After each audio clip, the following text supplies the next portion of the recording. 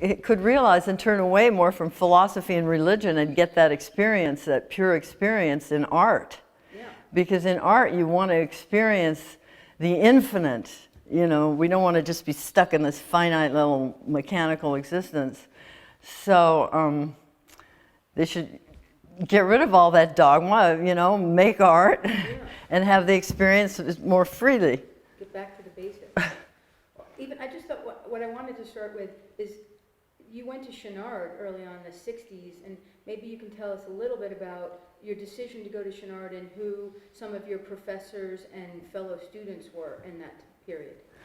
Well, actually, it's sort of odd because when I was about, I guess, when I was in the 7th grade, my mother sent me to a private girls' school in Berkeley, Telegraph Avenue in Berkeley, private girls' school, where I had 3 hours of art with only 2 other people every day, and the teacher had gone to Chenard. So it was interesting because 13, 14, 15, you know, I was writing 10-page papers on de Kooning, Hoffman. You know, I had my early influence then. It gave me a jump start into abstraction. Because already by the time I was 15, and I have work from then, I was already abstract.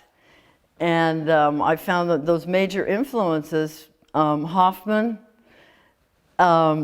Josef Albers, she had the Josef Albers book, you know, that book. So I was studying phenomenal relationships with color in that, you know, before high school. So my roots, you know, I come out of painting. That's what I come out of painting. I come out of finally action painting. And so we knew about Chenard. She'd gone there. So then that was my decision to go there after high school. So she, having her as a professor, but as a teacher, influenced your decision to know about this school in Southern California. Right. And so when you came, that was like, what year was that? What year, and who were your professors? I came, I think it was in 63.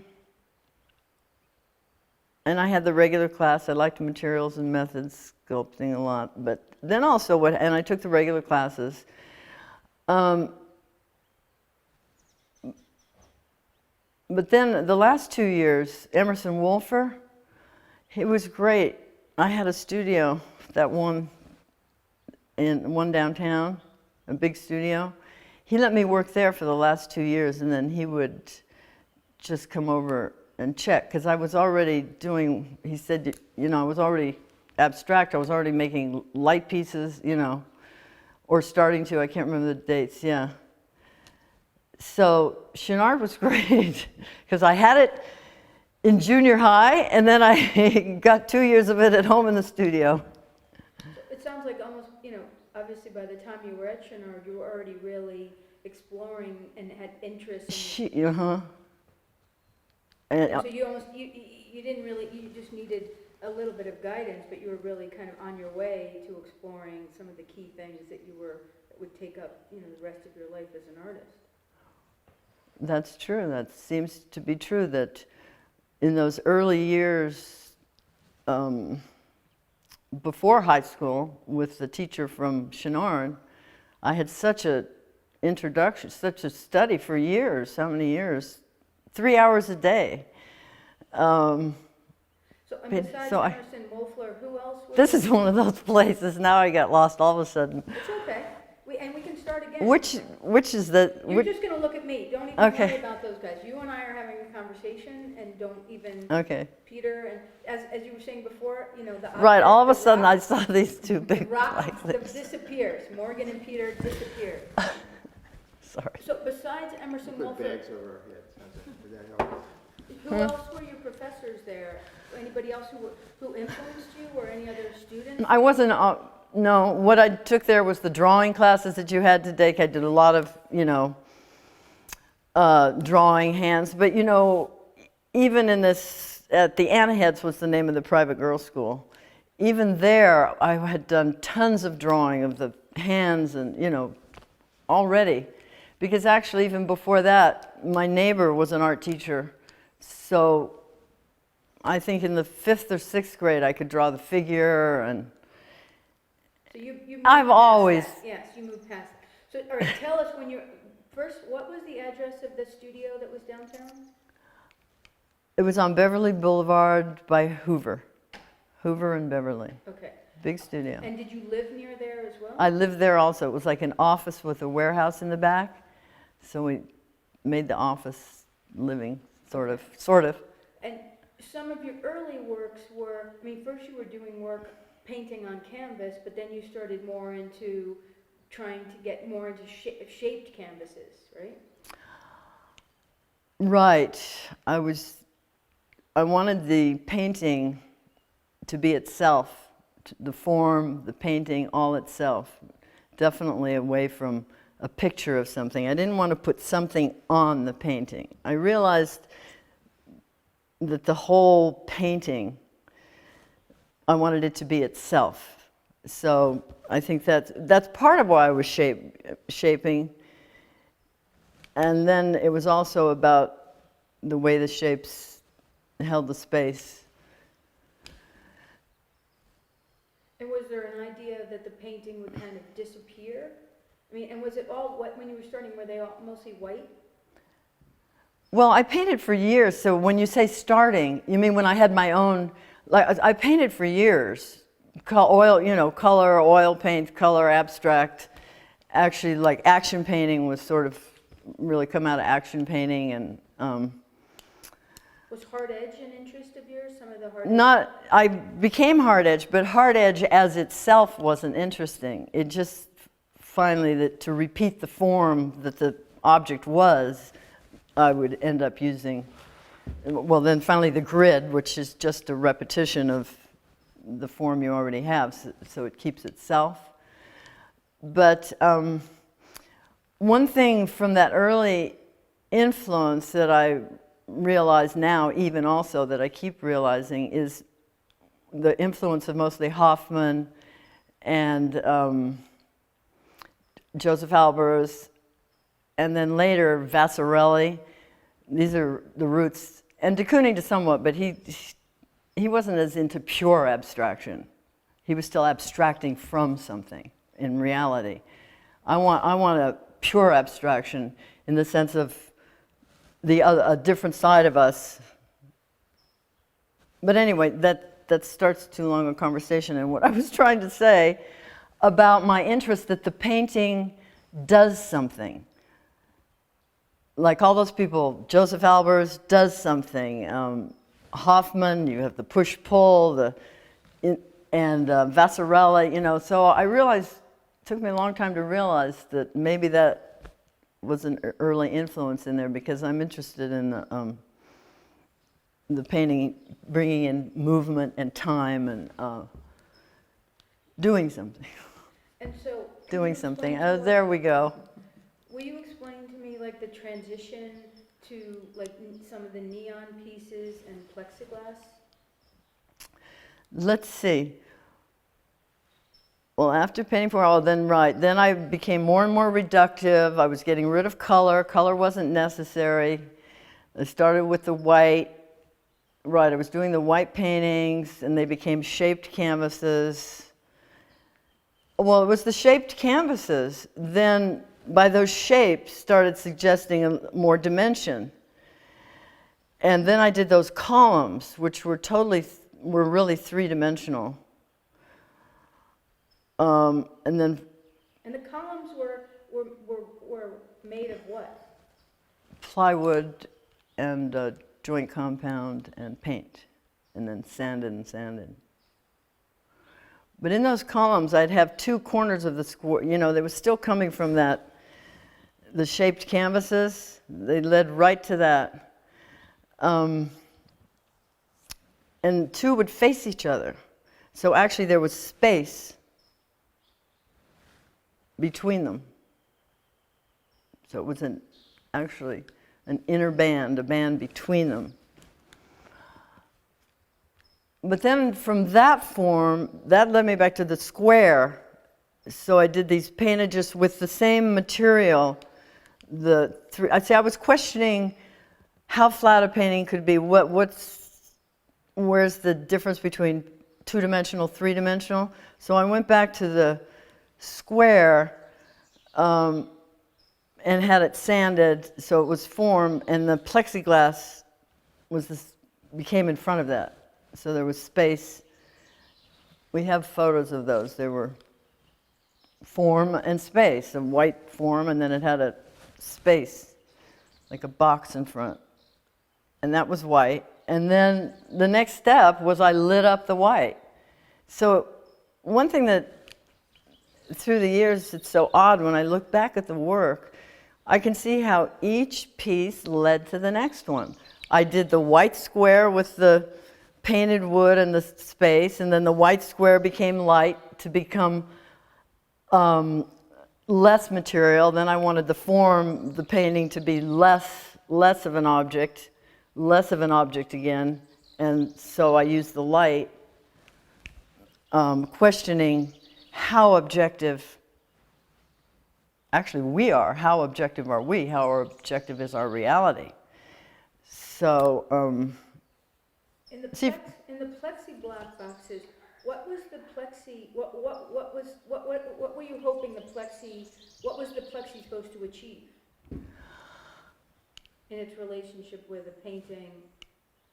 The plexi was part of it. It was all one. It was space, light and space, form and space. I created a space and form, and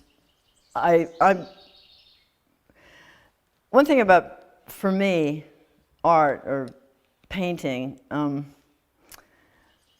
I want to learn from it about myself as a human. I want to learn, to me it's about the human state. And so I wanted to throw out everything that wasn't necessary to the human state. But, you know, so I guess finally I got rid of the color and the more form with the light, but also you can't get rid of light and space. But I think they're forgetting time, you know, well, no, not time, because time you can't get rid of, but it's, as soon as you have perception, it seems you have time, so I'm still puzzled here. But I want art to be about those kind of things. I have no interest in art that is about a political statement or grotesque, because that, to me, is the finite world. This is what we don't want to be stuck in. I don't want to be an ant on that freeway, which the freeway works so well. All the cars in a row work so well, but still, I crave art, through art, something beyond this finite existence. So art with politics is too specific to an insignificant, you know, time in history. You know, I want it to be about the human being and where are we and what is going on, you know. So those kind of, but they aren't intellectual when you're working. It's intuitive, and you learn later. See, I want to learn about myself from my work, and so when we were looking at that video before, you know, it was clear to see some of the early ideas and concepts that you were dealing with and trying to scrutinize and really turn over, and you know, and obviously that brought you on a particular journey, and there's still some of those same concepts that you're dealing with now. Yes, right. There are the same concepts. For example, at the end of making the light pieces, at that time, I was questioning objective or subjective, but I had not yet really experienced or understood how subjective the universe is until the work made me go take the physics class to get the parts to build the generators, where I was introduced to quantum physics, et cetera, and all the things that go with that. Will you back up a little bit? Also, can you put the glasses down? Sorry. Right, here I am. back up a little bit, because I want to explain more, I want to understand more that transition to, from the plexiglass pieces to the neon. Right, if you put it clearly like that, yeah, then I can, I'll say. For me, I want that. So explain, where did it come out, the desire to, go to the neon pieces, go to that work? Right, so early on when I was making the light pieces, searching, craving an objective reality. I wanted to know what truth was, and I was looking out there. I thought, okay, objective reality had truth, and I was trying to make a painting. I called the light pieces paintings because they're flat and etc. So I made the light paintings. But then I had to, in order to get some of the parts to build the generators, I had to go take a physics class. And during that physics class, I was introduced to quantum physics and the ideas of nonlinear existence, and also important is the observation effect. What's his name, Niels Bohr. So even though I wasn't aware of it, it was underlying, changing my way of looking at the world and art and painting, because realizing that there was no objective reality,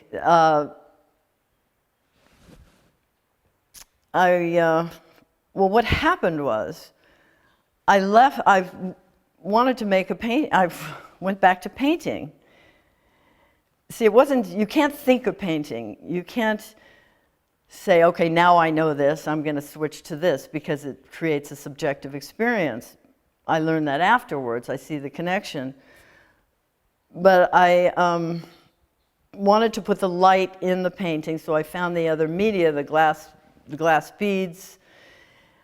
I wanted to make, and I knew it changed as you moved. It wasn't static, it was a prism, not reflection, but a prism.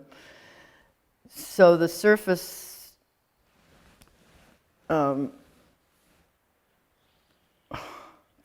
it's okay. So what? I'm just going. To me, the fluorescent tube, the early fluorescent tube pieces. Did they have wires and everything? Like, how did you even say? Oh.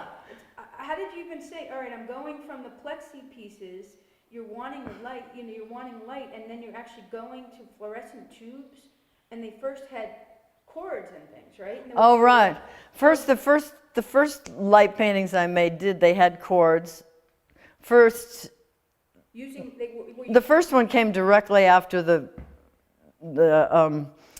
small square constructions. Then I had a light piece that was one-sided, and then from the one-sided light piece it went to the two-sided, freestanding. You could go all the way around it. It was hanging from the ceiling on wires. And then I realized, it seems so connected there. It doesn't really have its own its own self. Again, looking for the objective truth. So I thought, gee, those wires. So I wanted to get rid of the wires, not knowing how difficult that would be. But so then I came up with a high-frequency generator, because then you could, and I had these regular tubes. I went and had the electrodes taken off. So it's just a gas tube pumped. And then I lit it from a distance with the high-frequency generator. Makes it light. It ionizes the gas.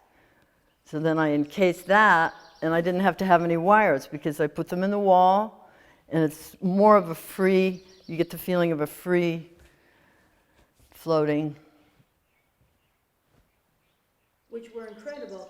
I mean, did that feel at that point, was that like a breakthrough for you? Did you feel like when you got that, was that something that was just? Well, that wasn't as big as a breakthrough as going from trying to create an objective painting in a way.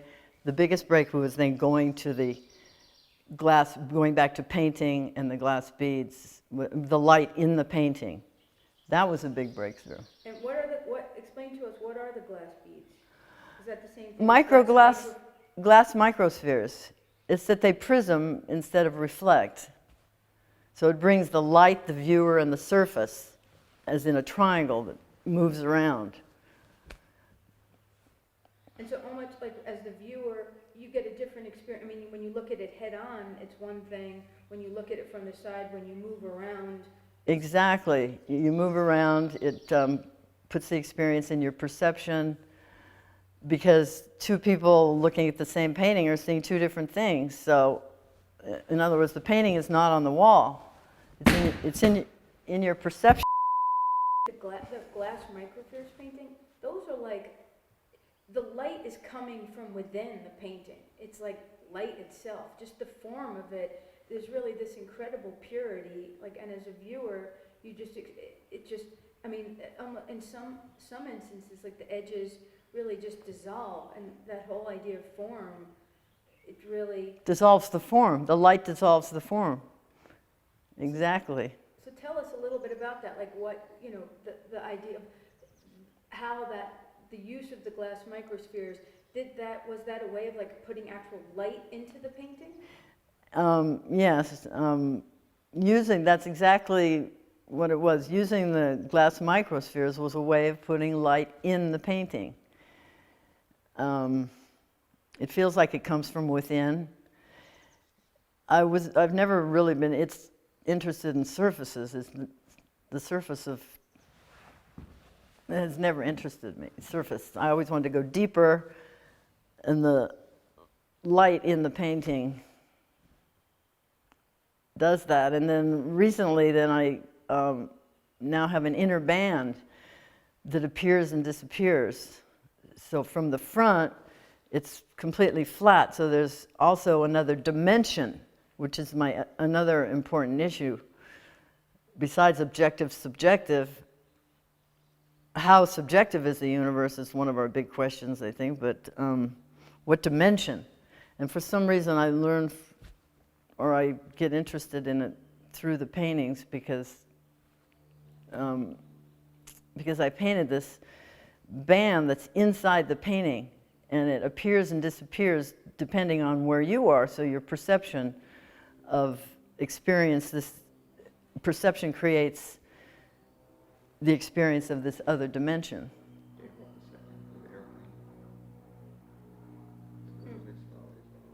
You know how that appears and disappears? So, yeah. And how do you actually, do you mix the microspheres with the paint? How does it actually work? Actually, the paintings, there's many layers and sanding, and then finally I have to lay them flat on the floor, and I have this board with wheels. We'll get to that. This plank, and it has wheels. So the painting's on the floor, and I have an assistant at this point. We have ropes on the end, and I get on the thing, and because the paint dries fast, they're so hard. It's finally, my early action painting roots, sometimes I wonder, it must still be there, because the final painting is done fast. It's, I paint, and then I pour the beads on, and he rolls it, and to get the brush strokes right and the beads, it's a fiasco, but that's how it's done. Wow. So first you do work on the wall, First against the wall, painting, sanding, layers and layers to get the right surface, and then on the floor, then put it on the floor, and I get on the plank and paint and pour.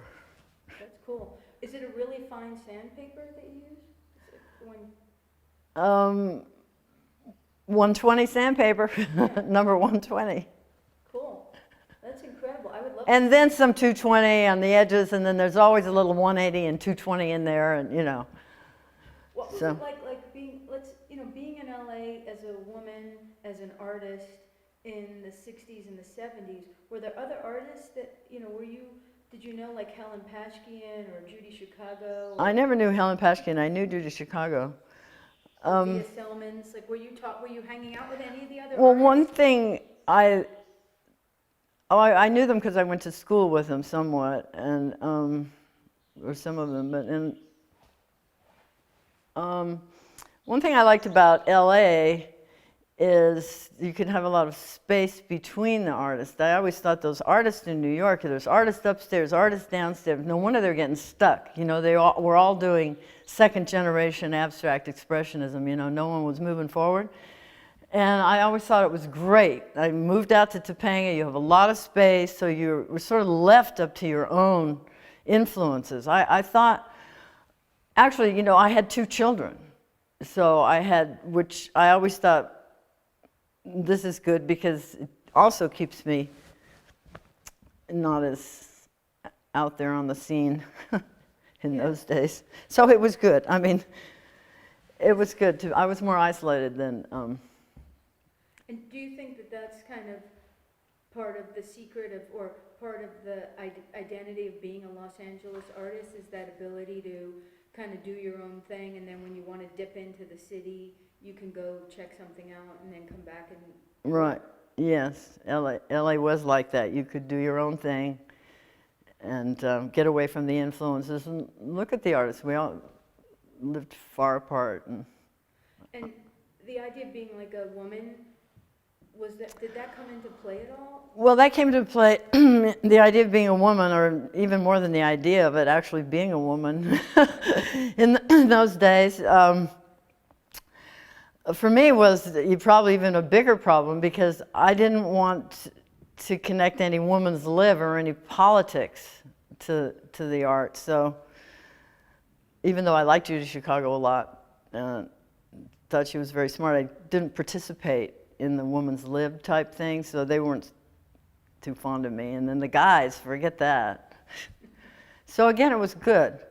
I was a little bit of a nut maybe or whatever, and it left me to my own. And I had two sons to raise also. And what other woman artist? Do you know another woman artist that raised 2 kids in those days? So. Yeah, look, I mean, like Via and Judy. They don't have kids. None of them have children. Did Helen Frankenthaler? I don't know. I don't think so. Not many of them. No. What was difficult was being a single mother woman artist in LA was very difficult, especially with the work I was doing. It was difficult, but luckily, when I had my downtown studio, I guess it was 1968, Nick Wilder, remember him? He brought Richard Bellamy by because Nick said he didn't know what to do with me, so he brought Richard Bellamy by in 1968 from New York, I think. So Dick immediately, became a fan, or it's an interesting, he wasn't a regular, I wouldn't say that Richard was a regular art dealer, but... So he started showing your work in New York? He started having some work there, and he started selling some. Yes, he did. And he was very unusual. What kind of guy was he? He was sort of the humble poet, I think, and he loved art and artists, and thought you should suffer and struggle. He loved the suffering and struggling of the artist until a certain age, 40, he says. When you're 40, and then he puts me on the list. But Dick was great. I miss him. So were you showing... So I went to New York often in those days, and met John Chamberlain, and so for LA, the gallery, I didn't really get around that much in LA, but I had Richard Bellamy, so I'd go back and forth to New York. And was there any, because were you showing here in Los Angeles at all? no, except that but you know, the LA County in 1970, I think it was. You know, every once in a while, was it Maurice Tuckman or? Yeah. Um, I mean, you were in the 24 Young Artists That's- in 1971. right. Okay, that one. So, Mhm. yeah, maybe can you tell us a little bit about, you know, what that was like? I mean, at that point, you were showing in New York already. People knew, yeah.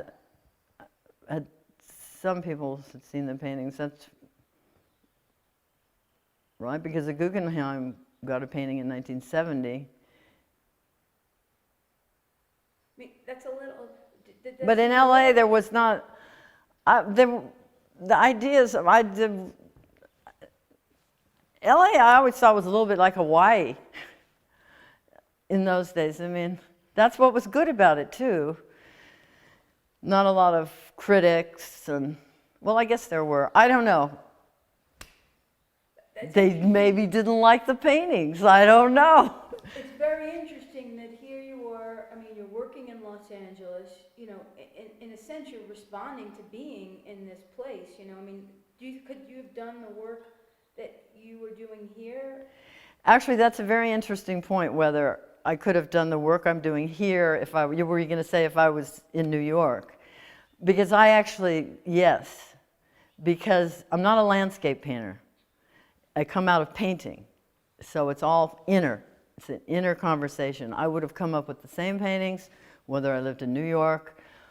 It would have been, well, I don't know if I would have for other reasons, but you know, I mean, we had moving materials around in large space, and then when I built this kiln outside, just to be able to go right outside and build a huge kiln, you could never do that in New York. I used to go back and forth to New York, but finally, when I started doing the kiln, the earth pieces, I didn't go back so much after that. Yeah. I think. But I mean, it's interesting that, you know, one thing, I mean, forget about New York, in a way, there was an infrastructure there, but here you had space and you had the ability to kind of set up shop the way you wanted to. I mean, Mm-hmm. that you couldn't do in New York. It wasn't so easy, you know, you could get a good space, but it wasn't so easy. You couldn't set up a kiln outside and. No, you couldn't. And that, Yeah. but it's interesting that, you know, that there was, you were showing your work in New York and here in LA, which was your hometown, that there really wasn't much action going on for you in terms of galleries. Although being in that, you know, in that early show at LACMA, that was a pretty major thing. Did it feel like that back then, or was it? Yes, it was. But for some reason, and especially in the 80s, when a lot of people were doing, there was not. I was just making white canvases, I guess. Out here, it was. I don't know. It didn't seem like there was a lot of action then. For me, Yeah. a lot of interest in my work in California, no. But let's say for the 24 young LA artists that Maurice put together, I mean, do you remember him coming to the studio and talking to you? Did you develop a relationship with him? It was also, was that the New Talent Award show? I think that was two different things. Oh, well, because I had the New Talent Award. I would come and, the LA County Museum was the most supportive, but. Right. Because the New Talent Award was before that. I don't know exactly which year. It was either 69 or 70.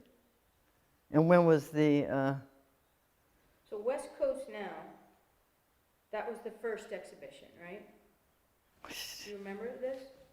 Because those are two different things. oh, 24 young LA artists, that was 1971 at LACMA. And that wasn't a New Talent Award thing, was it? No. The West Coast Now started at Portland Art Museum. And that was in 68. That I barely remember that one. And that traveled to Seattle and SF MoMA and then eventually came to LACMA. Was Maurice Tuckman somebody that you had a relationship with? Was Maurice there any- Tuckman got the work. Richard Bellamy probably introduced me to him. I'm not sure. It's hard to remember. It's 40 years ago. And did you become friends with Nick Wilder at all? Not friends, not really, but he was supportive, and sometimes I'd go with him and Dick and sit between them while they talked about who had this painting and who had that painting and which one and which one. So I got a good, and I was still, in my 23 or 5 or 2 or something, you know, so I was getting a different understanding sitting between those two, I remember, about the art world. Yeah. And did you? But that wasn't LA, see, they weren't, well, Nick was. Nick was supportive, I like Nick. But he wasn't going to show me. That's funny. Did you get to know Bob Irwin at all? Not really. I said hello to him a few times. Were his paintings of interest to you? Oh, I've always loved his work, yes. Uh-huh. Not an influence, though. My influences were much earlier. Right, like Hoffman. Hoffman, yeah, Josef Albers, Vazzarelli, Were you interested in color theory? Were you de reading- Kooning. Right, with Josef Albers, are you kidding? You see how one color makes the other color and the phenomena between them, yeah. And how do you decide what shape something should be or what size something should be? Well, it's, first of all, it's not, you don't really, you decide, yes, but I try to sense, you sense it, you feel it, and then it comes out, oh yeah, it's got to be like that. Oh yeah, yeah, yeah. And then you're on, and then it's got to be like that. That's one good thing about living out of town up here. I need a lot of quiet mind space, emptying out thinking, getting rid of what happened yesterday, tomorrow, and try to get an empty space in my mind, and then you get it, and then I have the next painting. But it seems like a lot of your work, for me, they're big, and you... Sometimes I think the big, I've been wondering myself, maybe because this last big painting that I did, I really was wanting there to be something bigger, you know, the universal, the infinite, something bigger than us sometimes, to experience a light and space bigger than us, like, maybe that's why, but then I always think, just as a viewer, and this is just me, that there's a sense of like, you disappear within it, you know, there's this like dematerialization that almost happens, this physicality of just... right, it becomes the bigger space, and I don't know, and then some of the shape things seem to me to kind of harken back to more pre-different kind of cultures and things of...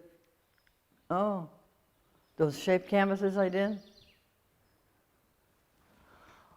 For me, each painting comes out really of the painting before and the form and the structure, so I mean, inside of us, we probably have the same impulses or the same needs, or as primitive, you're saying early, primitive. But when you go from one, yeah, it comes out. I don't know how to say that, so change that. Okay, we can change. I'm getting the shivers is what it is, too. You what? I'm getting the shivers a little. It's a little chilly, but it's okay. You want another... No, we're fine, but so. I was reading a review, it must have been from like the early 70s or something, and there was an artist statement that you put on, and it said, light, plexiglass, transparent and white, electricity, energy, love. Well, now I see that the love could be the perception. So you have all those materials plus perception and love. We know that art is an emotional and, you know, experience. So, I guess love could be. Forget that. But that one part I could see that I said that right. A lot of love, yeah. I just thought that was great. Light plexiglass, transparent and white. Electricity, energy, love. It was that time. Yeah. It was that time, and what we didn't realize, though, that now I understand more and more about the meaning, how meaning is integrated into matter and energy. That love is really meaning. Focus and meaning is what it takes. How do we light our paint? How do we light one of the microspheres paintings? Well, here's the thing. The paintings are meant to change and go through every change. Appear, disappear. Sometimes they're bright, sometimes they're not. But when you do a show and people come in just for a few minutes, you want them to get the whole idea that it does change from being really lit up to not. So that's why I like to light in a show. I like to put up somewhere far and low is best. Is low or far, so that the viewer is somewhere in relation, you know, in front, and the light. See, if you light it from, here's the wall, and a real close thing, and it goes like that, there's no place for the viewer. The viewer's over here. So we light it from behind the viewer. So that's what is best. And is it a special kind of light? Any light is different, you know. I thought it was actual projector. No, it doesn't need any special light. These work, right now they just have daylight. I mean, on a foggy day. Floodlight, I mean, I'm thinking museums have great lights. I know in Seattle they lit one from so far away, this tiny little light, and somehow we framed the whole thing and it lit up, and you would never know that it had a light on it at all. It was this tiny little light bulb. It was great, you know. Is that the ideal? That was ideal. That was great. Was that in a recent show? No, probably 10 years ago with the Bagley and Ginny Wright collection in Seattle at the museum. It's a framing projector. Yeah.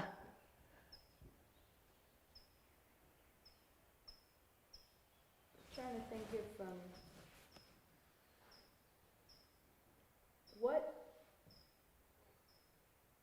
what's the subject of the paintings? Is it?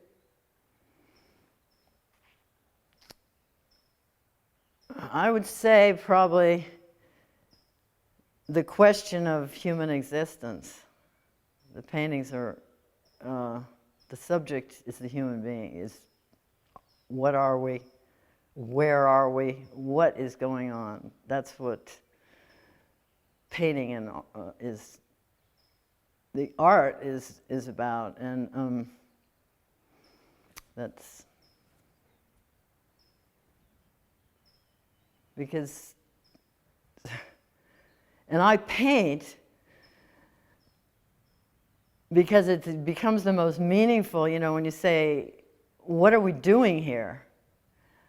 And for me, I have to have something that has a huge, broad context of the infinite and something bigger than ourselves. And when I'm painting, what I found, okay, I hope you're going to cut this because it sounds like some circles. No, it's fine. But even if we cover the same, if you keep saying the same. Okay, it's okay. Sometimes totally. Oh, it's okay because it's hard. But I wanted to say something about my interest in abstraction and the evolution of abstraction. For example, coming from like de Kooning's abstraction, where he's still abstracting from something, with the women idea still, and then moving. My interest is more in what I think of as pure abstraction, which is a question in, just as in mathematics, that they'll make a formula and they're asking a question into an invisible world, but yet the world of numbers really exists first. It's out there, we found it, and we can have a conversation with this other side of what? This abstract, invisible, we can ask questions through equations. Well, I think that the intuitive experience, or maybe it's the other side of our brain, I think through art and through painting, and what I'm doing is almost having a conversation with what I call the abstract entity, the other side. And so it's sort of a conversation with this side of us that is less physical, more the abstract. That's what interests me about it. But I think that kind of abstraction, and that way the painting is itself containing this message, or it's almost, yeah, you can read it, almost a message. I always think of it kind of as like an inner experience. It's inner, it's in us. It's in us, yes.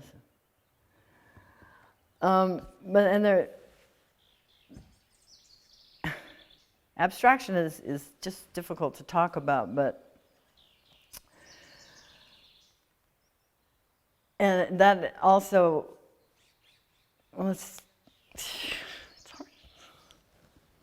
I know what I want to say, but I can't quite say it. Yeah, And it's Take a drink of water. Do you want to take a break for a couple of minutes and we can? no, we're almost done. Okay. But the thing is, it's interesting to me, it's funny because as a viewer, I mean, I'm interviewing you and I'm asking you questions about you, but as a viewer and somebody who experiences your work, it's a different, I'm bringing to it something that I have this inner experience, and so that's why I keep asking you these questions, but it's a really powerful thing, and I feel like, obviously, this is an inner experience for you, but No, it's all about creating the inner experience for the viewer. And that's why this band, the inner band, it's all about the inner, the intuitive, we could say, in ourselves, right, that reality there. Because one of the major questions, I think, of our time is how subjective is the universe? And that's why subjectivity, for me, has to be in the painting. For example, it always amazes me, you have a grid, and then you have the numbers plus on the top, and you have minus numbers on the bottom. There's a whole, and they use those minus numbers in describing and creating things, But I call it the minus apple. There is no minus apple. That is the abstract realm. So it's that kind of thing. It exists, but it's not really out there. And the same as with the experience of, I like to bring that into the work, that subjective moment of experience. Well, that comes across really clearly. Good. That's great, it was good. It really does. But that's why. That's why, because. I'm not saying it, but, and it's hard talking about it too. But for me, that's like the purity of it all, and it's hard to kind of bring it into words. But the idea of that inner experience and that transfer of what that idea is just essential. Because that's what we human beings have. So that's one thing. You can't get rid of subjectivity in the painting. You can get rid of color, you can get rid of polka dots, you know, or objectness. Obviously, I wanted to get rid of objectness, but you can't the things you can't get rid of for me are the things that are still there. Subjectivity, time. Subjectivity brings in time. It takes time. It takes light. Yeah. Dimension. Will you comment on a few of these photographs that we pulled? Because they're so incredible. And I optionally use yours because they're much better than the ones that we have. And we can just kind of insert these in the end. That's the one Okay, so before the light piece. Right. So you see how the next step is putting the light there. That was the form and space. And then it became light and space. And so were these some of the next pieces? Yes. The small one was the next piece. It's in the film. Oh, okay. That first one in the film, you walk up to it, it's on its own wall. It's one-sided, and then they became two-sided, and then they became free floating. Pretty phenomenal. And let's see what else. One where the thing piece is hanging. How long have you been showing with Doug for? Well, the last 12 years, and I showed with him before, on and off. Didn't you show with him in the 60s? No. Not at all? Oh, Show with him in the 60s? yeah, when he Doug? when he first came from Vancouver? I didn't show with anyone in the 60s, Okay. except for Bellamy Okay. and the museums. All right, so this is what I wanted you to talk about.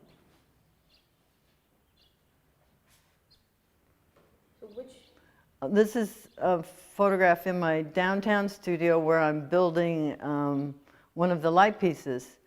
It had to be raised up, and luckily I had a skylight, so I could raise it up, and then I had this grid of lights that I had to lower it down over. The lights are inside. Yeah, that picture is upside down.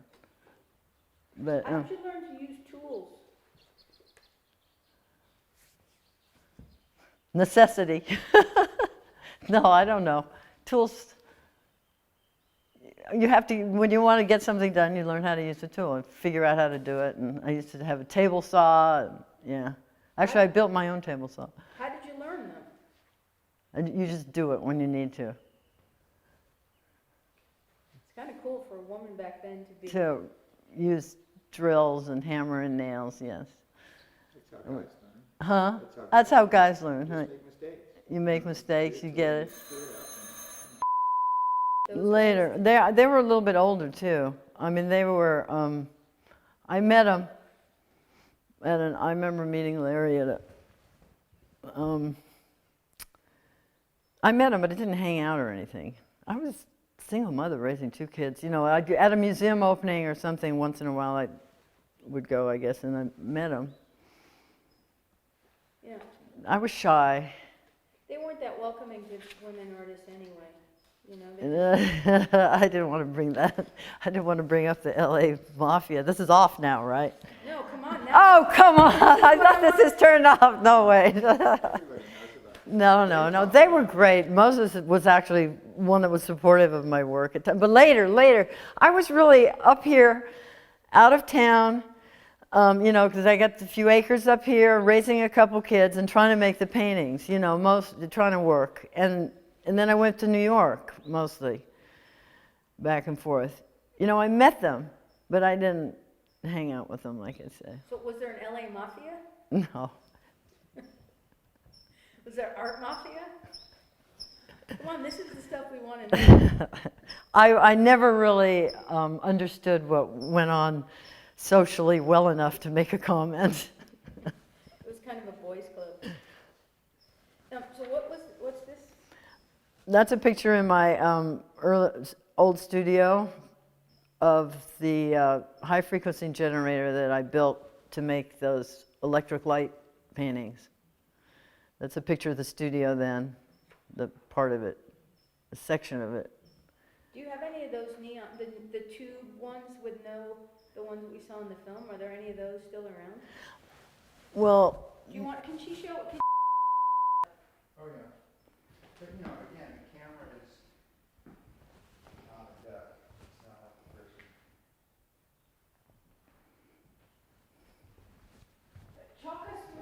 talk us through this painting. okay, let's just do one, yeah. So, I don't know exactly how to talk you through it. Well, I mean, it's in. It has the band. Okay, it's a field of light, and this band you see down the middle appears and disappears as you move, or as the light changes. With time, it moves, and it's from the side. You don't see any. From the side here, there's no line. It's inner. That band is inside. It's crazy because depending on where you're standing, it can be as if those two outer ones are similar, and then sometimes it's as if they're all three completely different shades. It keeps changing. Yeah. It brings time into the experience, your perception Like the pros. of light. And Would you like? How long? What's the ideal viewing time? Like, would you, if you could say to somebody, okay, I want you to stand in front of the painting for 5 minutes, 2 minutes, 90 seconds. they don't have anything like that, you know. It resonates with you, you know, you get it and you're attracted to it, or So I you kind of know. feel like you should look at something, you should look at it for a while. People should, you know, But you've got to move around. yeah, these things seem so obvious to me that I don't know what to say. Yeah, you have to, it's good to walk around and look at it, and look at it from the side, and whatever. And the decision to float it off the wall in a way. So it's flatter. For one thing, it's about two-dimensional. It's less physical. It doesn't have the sides, so it's less physical, flat, more abstract. That's what I like about painting compared to sculpture, is it has one less dimension, so it could approach the more abstract, I feel. I experienced that. But the thing is, the early microspheres, did it have this same angle? The early what? The early glass. Well, actually, the first beveled painting, the first ones I did were, I think, 1970. But then I went away from it, and then I went back to it. Interesting. All right, Peter, do you want to just kind of maybe get some of the just B-roll Sure. stuff? And Yeah, I already got some. This is one of the earth pieces, but How many of these did you do? I did some different ones, yeah. But a lot, like a whole series? Uh-huh. That's hard to do. Slave labor, are you kidding? That big kiln stacking all those bricks in the middle of the night. I thought it was a nut. this is great. All this- Storm on top of the kiln, because it had to fire for 3 days, because I had to go slow. My first love was a potter. Oh, you know, so do something like that big, and how many of them cracked? This whole studio was clay laying down, and that's why I put this beam in, to lift up these slabs that I was making. Right, you can, carry on. And are, The black are earth. those early pieces? Any of those plexi boxes that are back there? Yeah, that's an early one that I'm revamping. Did you get that, Douglas Peter? made me go out into the Let's try. a few years ago. Well, you saw upstairs. Yeah. Pull that stuff out and Well, now he's pulling a lot of that stuff out. Clean. He's got a lot, the columns we saw. Well, yeah, I'll just clean those up, but And Peter, will you get the neon tubes too? Sure. well, I don't think they look so good right there like that. The neon Well, tube. it's just a background image. It's not. Uh-huh. I mean, it's just a nice shot. It's pretty cool looking. Okay. That's the generator. You see why I have to rebuild them. It's totally It's funked. like a Michael McNew on this station. Yeah.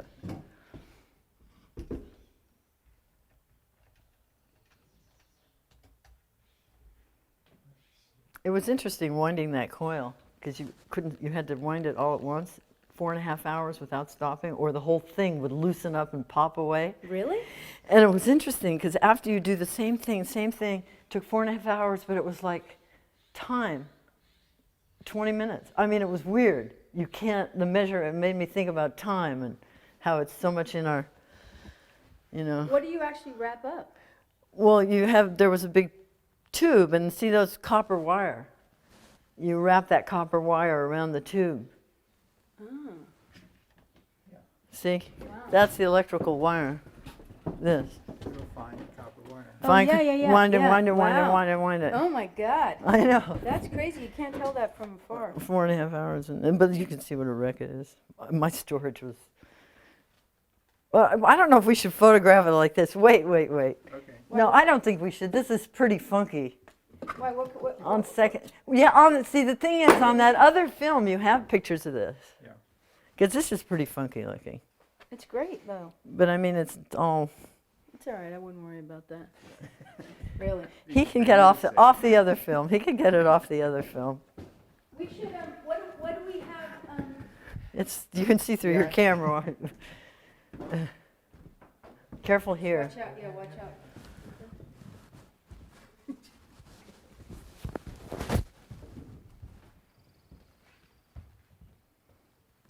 Well, I know this wasn't so easy for you, but I think we got everything, and it was fine. It's funny how when the camera's there and you think it was fine. Yeah, Okay. it's totally fine.